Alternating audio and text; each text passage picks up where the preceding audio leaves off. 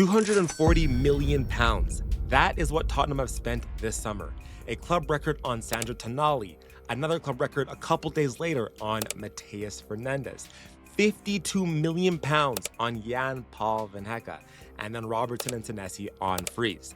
And how many attackers have Tottenham signed this window? None. They've signed 0 attackers. We finished 17th and we are walking into Zerbi's first full season with Simons out until 2027. Odobert out until Christmas, and Maddison is on and off with his fitness. And our 2 strikers are stinking up the pitch.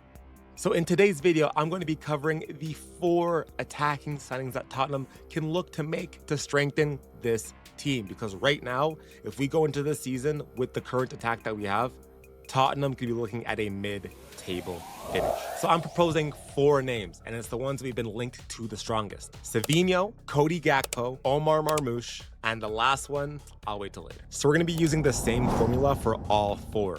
Number 1, who he is. Number 2, what have they actually done up until this point, including last season. Number 3, how they fit into the Zerbi ball, the good and the bad. And number 4, their ceiling. So are they a future star, or are they the finished article, or could the signing be one of those ones that we look to sell on in 2 to 3 years? And of course, before I get started, be sure to drop a like and subscribe. If you're new here, I'm Nathan. I do football content. I cover Spurs, World Cup, Canada, any team. I just talk football. So if you enjoy the content, be sure to drop a like and a subscribe, and be sure to follow me on Twitter as well. I'm trying to grow that. CDO Spurs on Twitter, or X, or whatever you want to call it. Follow me on there as well. I'm trying to tweet more, but you know, it is what it is. Be sure to follow me on Twitter. And be sure that you stay towards the end, because the 4th one that I'm going to reveal is the one that I genuinely want. It's the cheapest of the 4, and I think this is the one that is the biggest fit for what De Zerbi wants to do. Let's first identify what De Zerbi ball is. So it's not just about possession, it's about bait, or what they call bait pressing. So, or press baiting. Or is it press baiting? I think it's press bait. Press baiting, bait pressing, whatever the hell it is. So you got the double pivot, you got the back 4, they hold the ball and they essentially invite pressure on. And at the last one, they play it out either through the middle or out wide or pinging a pass. But the point is that they bring the opposition into them, so then they can hit that ball long or move the ball, and they can break down the other team effectively. So it's essentially like creating your own counterattack. So you suck the pressure in and opens up gaps in behind and spaces in the middle of the pitch. Now, the biggest keys of press baiting is the ability to be able to be comfortable on the ball, and also being able to receive the ball and then spin and turn just like that. You want to be able to receive the ball and be able to turn the other way. It's crucial for the midfielders. It's also crucial for the wingers, because the wingers are going to be receiving a lot of pressure with their back to the goal, especially the striker too. The striker is also expected to drop deep and almost essentially be a sacrificial lamb at times. So you're going to see the striker dropping deep to help link up play and facilitate play. That's why that first touch is so crucial. If you look at a guy like Richarlison, the biggest thing that we get on him for is his first touch. So the problem with Richarlison is that his first touch is honestly bad. His first touch is a duel every single time. The ball always bounces off him. So we need a striker that has a competent first touch that can lay off the ball or even receive it with his back to goal and spin on the half turn. That's a huge quality that the Zerbi looks for in his players as well as in his attackers. So to keep it simple, it's the 4-point test. Take the ball in the half turn under pressure. The second one is to beat a man when the switch finds you. The third one is the ability to be able to run in behind when the press breaks.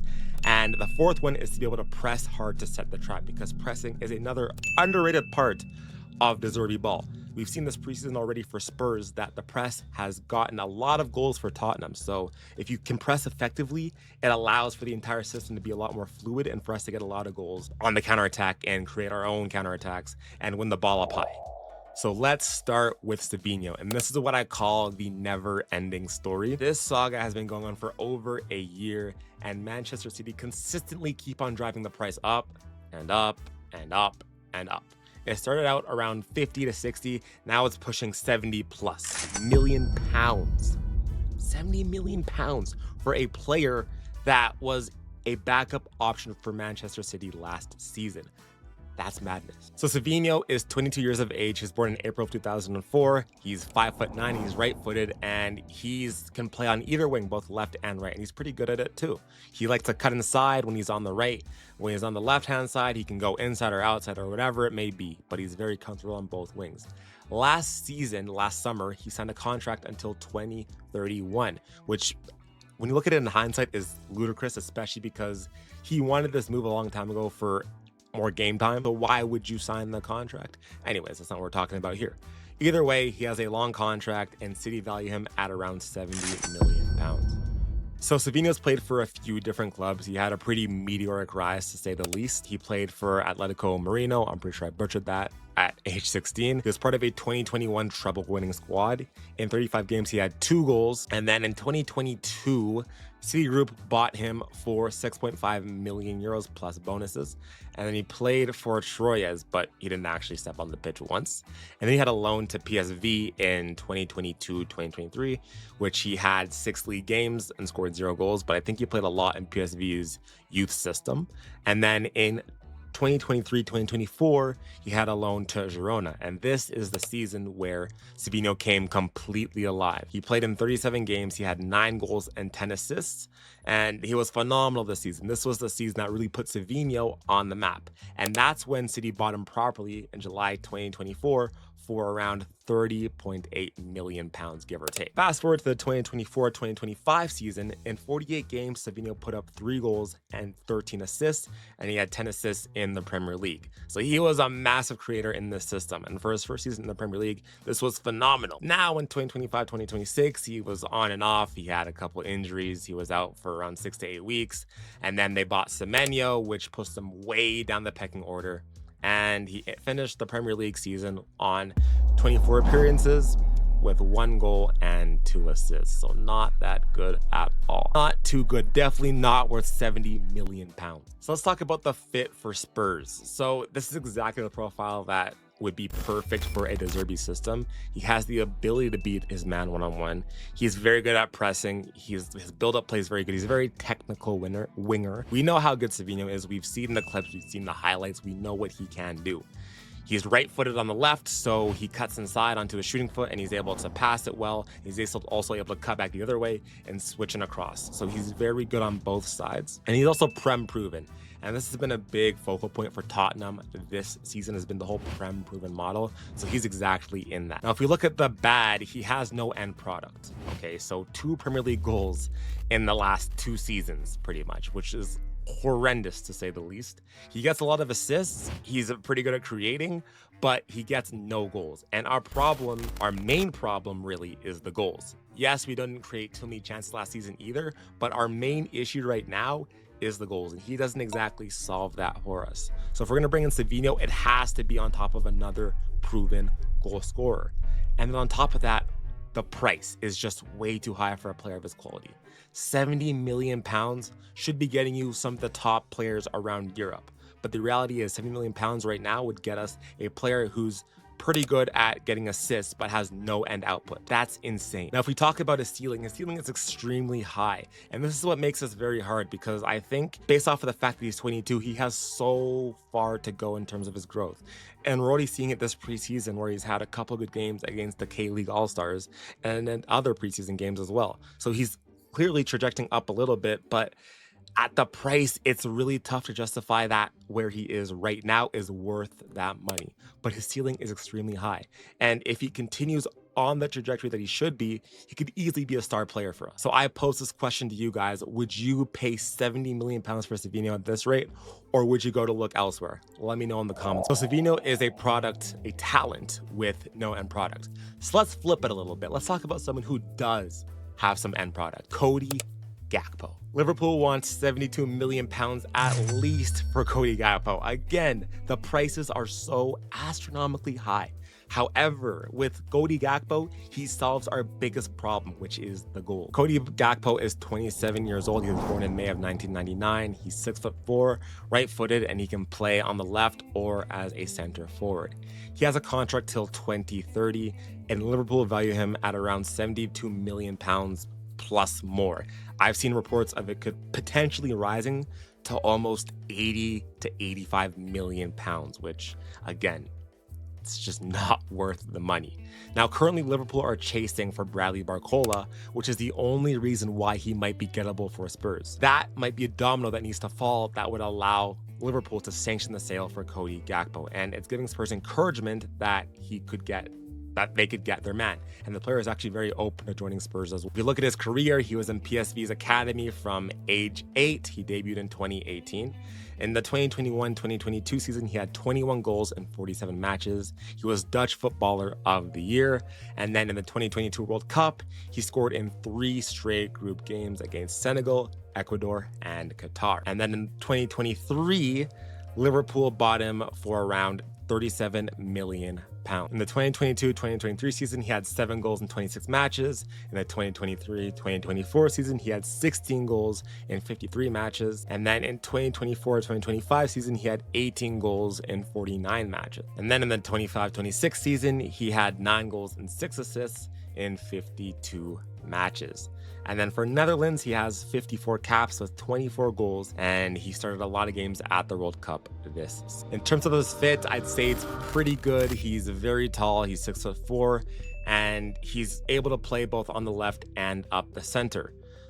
On top of that, he's pretty press resistant. He's a very strong player. You can't easily bully him off the ball, and his versatility covers a lot of ground for us in terms of the injuries that we've been having. If someone gets an injury on the left, he can play there. And on top of that, again, with the Prem proven model, he's very Prem proven, so there's zero adaptation risk at all.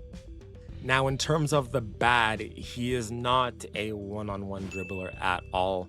He's not really known for beating his man like that. He can do it, but he's not really, dribbling isn't really his main asset, to say the least.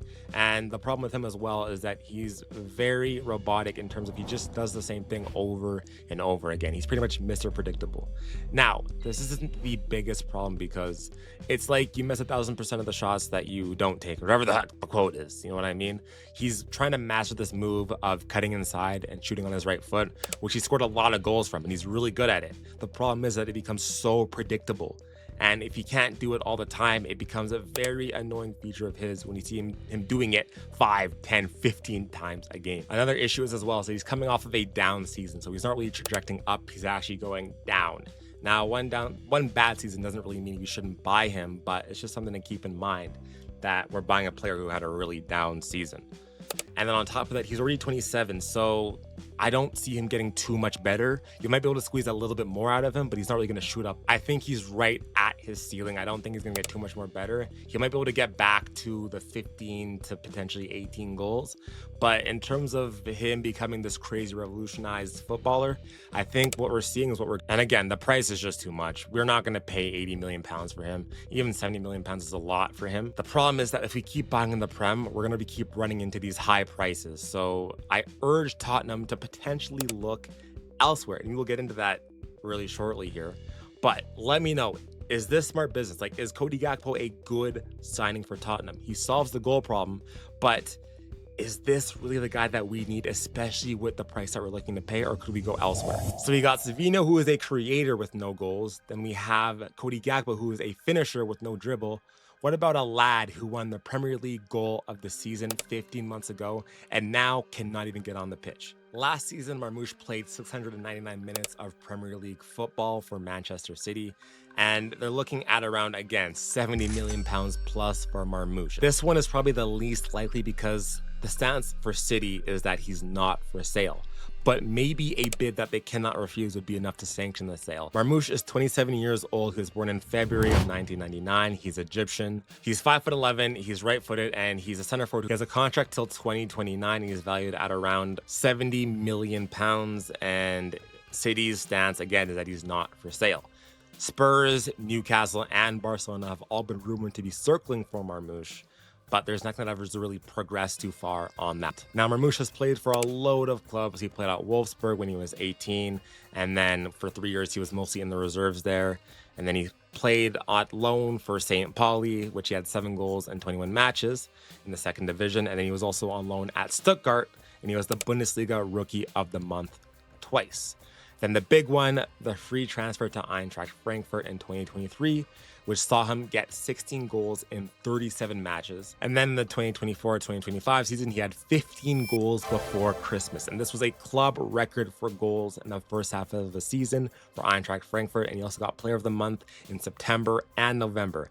And then came January 2025, where Manchester City swooped in and bought him for £59 million. In May 2025, he won the Premier League goal of the season. And then the 2025-2026 season, he started this season with an injury in the fall. It was a knee injury. And after that, he never really got back in the team. 36 games in all comps, he had 8 goals and 3 assists. And in the league, he had 21 appearances. He has 55 caps for Egypt, 11 goals. He was an AFCON finalist in 2021, and he played at the World Cup this summer as well. In terms of the fit, I rank this as a very good fit. He's a left-sided forward who runs in behind. He's exactly the runner that diagonal switch that Zerbi likes to play in his system is looking for. I could see a guy like Van Hackel consistently pinging balls into him.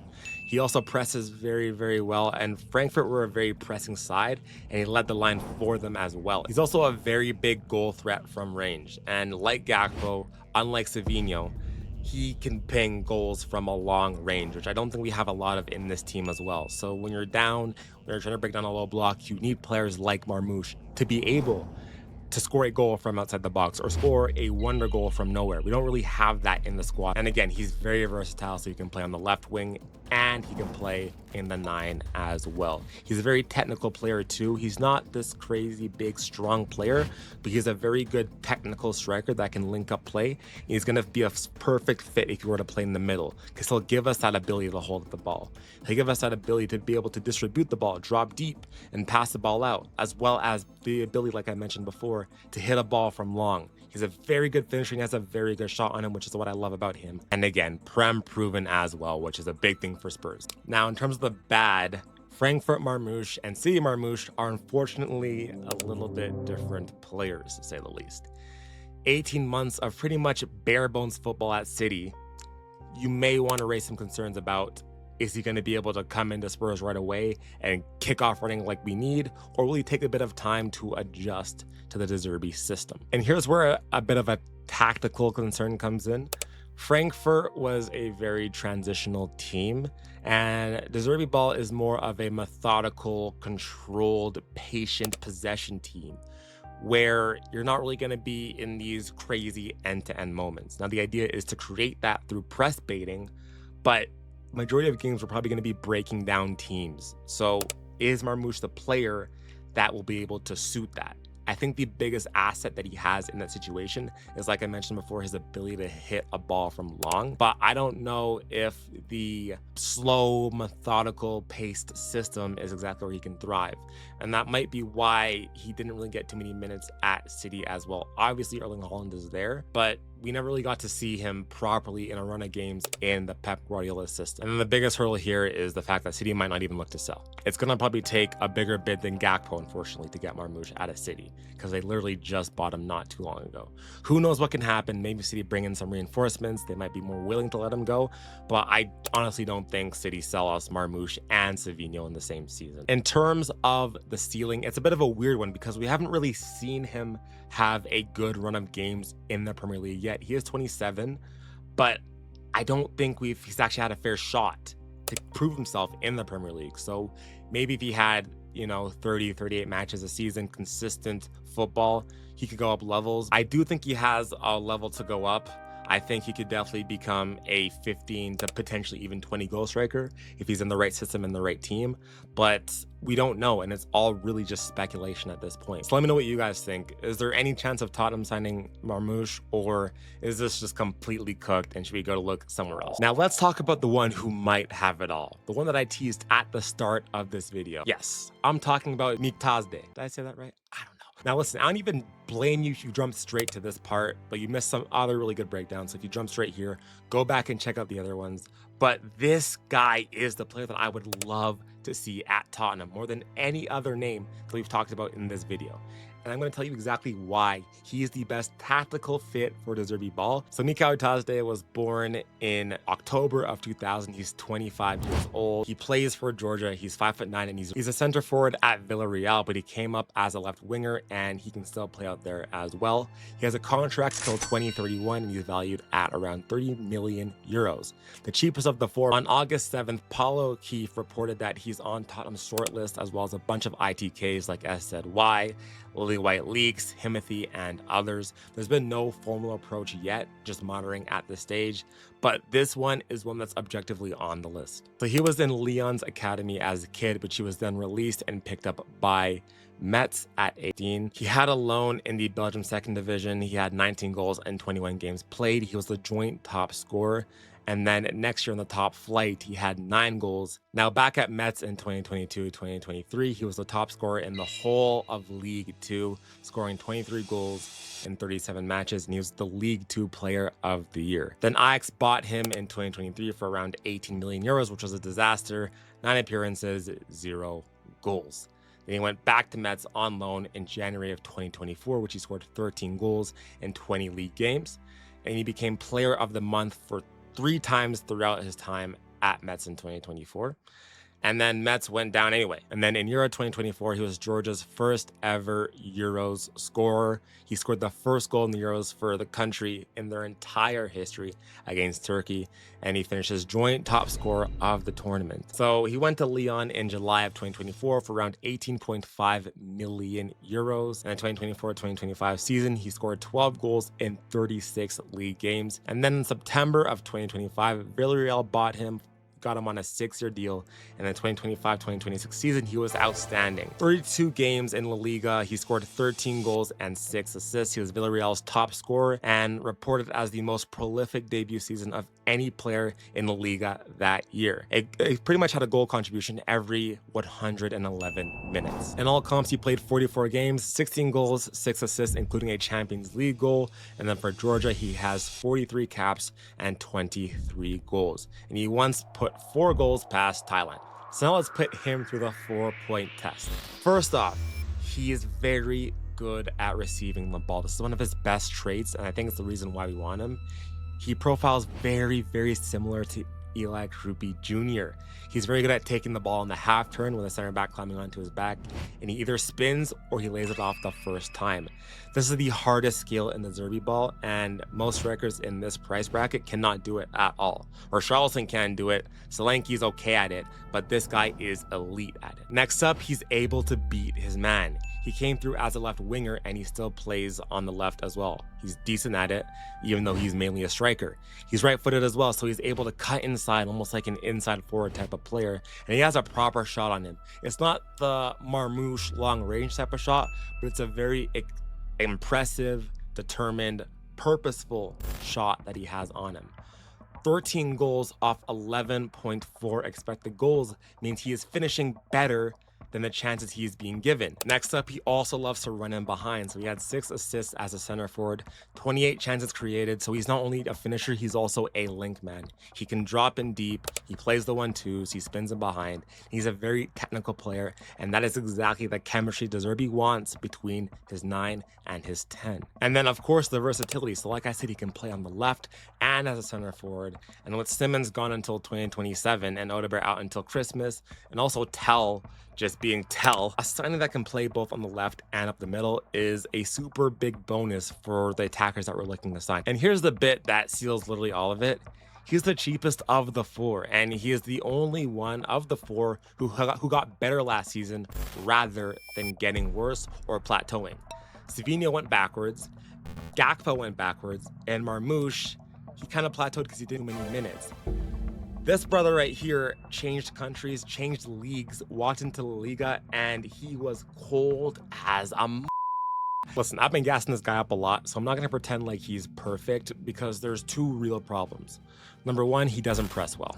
And for the Zerbi side, we know that the front man needs to be able to press. This is a big part of what Spurs are looking to do in the Zerbi system, and we've seen it this preseason already. If you can't press, it kills the entire system. Because if one person's not pressing, we get opened up like a freaking can, okay? So him not being able to press is a very big knock on the fit. Now, the good thing is that you can be coached into pressing, okay? Pressing is not down to a skill level. Bro, I could press. It's just about being fit enough and being coached into it. So hopefully the Zerbi can get his hands around him. The next biggest problem is that he's very short, and the numbers on it are honestly horrible. I'm not gonna lie. He's 5'9", and he won 10 aerial duels all season. Yeah, 10. So his percentage is also even worse. It's 23% success rate on aerial duels. So for a starting striker, that is really, really bad. So if a team goes along on us, or there's a bunch of defenders in the box with 2 big center backs, he gives you literally nothing in the air. But I do have a bit of a solution to this, and we'll talk about it in a second. But the other 2 smaller problems are that he's not Prem proven, and the Liga is not the Premier League physically. So he's not really like this big, super strong striker, and he's not Prem proven, which goes against Spurs' Prem proven model this summer. I don't really buy too much into that, but it goes against their whole philosophy. So that could also factor into why we might not push too hard for him. Now, going back to what I said about the tactical fit in terms of solving his aerial errors or lack of aerial threats, this is where you have a good sub off the bench, aka Richarlison. So what we could look to do here is sell Solanke and then have Mikautadze being the starting number 9. He plays like 70, 80 minutes. And if we ever go up against a team that's sitting off, or we need some height, we need some strength, that's where you bring him off and you bring on Richarlison to help give you that aerial threat. So it's just a simple substitution change. It's not that complicated. But the thing with him is that he's 25 years old, and I feel like this is one of those signings where if he goes to Brentford, he's going to smash it out, and he's going to be worth 80 million pounds next summer. I think if we actually went for him, we're getting this guy early before he peaks, and I think he's in the right age range, that he's not old, but he's not super young either. And he's been proven to get goals, and he's consistently been getting better and better and better as the seasons went on. And on top of that, he's only around 40 million pounds, which is a huge bargain for a player of his quality. Looking at the other players that we're linked to, they're costing anywhere from 70 to 80 to potentially even 90 million pounds in some cases. So you're objectively probably getting the potentially better player at a cheaper cost. All we have to do is look outside the Prem and force the issue and get the signing done. The pressing issue can be fixed, it's a coaching thing, and the height issue can be solved by making simple substitutions and putting taller players around him. So there it is, 4 attackers. Savinho, the perfect profile with no end product. Gakpo, the safe pick at an unsafe price. And Marmush, the gamble on a man who was world-class 18 months ago. And Mikautadze, the cheapest, arguably the best fit, and the one that I would love to see at Spurs. But I want to hear from you guys, because I know a chunk of you will disagree with me on this one. So I got 2 questions for you. Number 1, if you could only sign one of these 4 tomorrow, who are you picking and why? And number 2, am I overrating Mikautadze? Like, be honest. Is the pressing actually a deal breaker, and is the aerial stuff that important that we should stay away from him? Let me know in the comments below. There are 3 weeks left in the window, and Spurs are running out of time. If we do not sign at least 2 attackers, we are leaving ourselves extremely short for this upcoming season. And I'll be covering all of this from start to finish, so be sure to drop a like and subscribe, and make sure that you have notifications on so you know when I post, when I go live, and any updates with me as well. I will be live this upcoming weekend for the preseason matchup against Hoffenheim, so be sure to check that out, and I'll see you guys in the next video. All love. Peace out.